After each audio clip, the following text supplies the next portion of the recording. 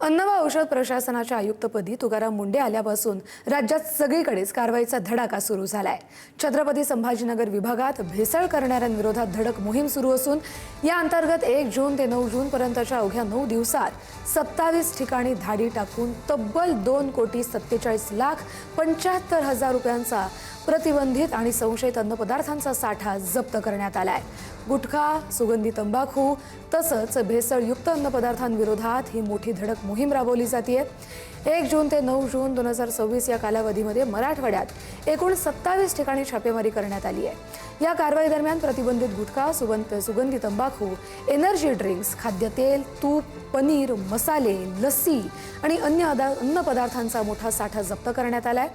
जप्त केलेल्या मालाची एकूण किंमत सुमारे 2,47,75,000 रुपये इतकी आहे आणि या मोहिमेमध्ये एकूण 9 FIR दाखल करण्यात आली असून 9 जणांना अटकही झाली आहे। विभागामध्ये आपण 1 जून ते 9 जूनपर्यंत जवळपास 27 धाडी टाकलेल्या आहेत। 27 आस्थापनांच्या तपासणी केलेल्या आहे आपण। त्यामध्ये 11 ठिकाणी आपल्याला प्रतिबंधित अन्नपदार्थ सापडलेले आहेत। काय त्याच्यामध्ये जवळपास टोटल 2,47,00,000 जवळपास एवढा साठा जप्त करण्यात आलेला आहे। प्रतिबंधित अन्नपदार्थांमध्ये जवळपास 9 जणांना FIR दाखल करण्यात आलेली आहे। जवळपास 6 लोकांना अटक करण्यात आलेली आहे आणि जवळपास 34 लाखाचे वाहनं जप्त करण्यात आलेले आहेत।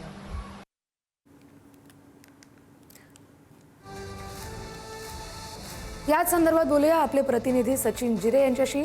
सचिन, ही FDAची तुकाराम मुंढे यांच्या नेतृत्वात होणारी कारवाई वाखाणण्याजोगी आहेतच, मात्र त्यामुळे आता या भेसळ माफियांना मात्र चांगलाच दणका बसतोय। नक्कीच कस्तुरी, गेल्या अनेक वर्षापासून नव्हे तर दशकापासून म्हटलं तरी वावगं ठरणार नाही। मराठवाड्यामध्ये एवढी मोठ्या पद्धतीची कारवाई झाली नव्हती। मात्र तुकाराम मुंढे जसे ज्यांनी पदभार स्वीकारला ते ऍक्टिव्ह झाले, त्यानंतर जोरदार मोहीम ही मराठवाड्यामध्ये सुरू झालेली आहे। आपण पाहिलं तर 27 ठिकाणी ही छापेमारी करण्यात आलेली आहे आणि 2,47,00,000पेक्षा अधिकचा जो हा भेसळयुक्त पदार्थ असेल, गुटखा असेल, त्याचबरोबर सुगंधी तंबाखू असेल, जी प्रतिबंधित आहे, ज्यांच्यावरती कारवाई होत नव्हती, प्रखर अशी कारवाई होत नव्हती, त्याच्यावरती आता कारवाई होतीये। धडक कारवाईनंतर आता मोठ्या पद्धतीने वाहनं असतील, मुद्देमाल असतील, हा जप्त केला जातो। साधारणतः 9 FIR आतापर्यंत दाखल झालेले आहेत। 9 जणांना अटक करण्यात आलेली आहे। 6 आस्थापना प्रशासनाकडून सील देखील करण्यात आले। त्यामुळे या सर्व कारवाईमुळे भेसळ माफियांचे धाबे दणाणले आहे। त्यामुळे ही कारवाई आता जोरदार सुरू असल्याने कुठेतरी भेसळ माफिया हे अंडरग्राऊंड झाल्याचं चित्र आहे। बरं, धन्यवाद सचिन दिलेल्या माहितीसाठी।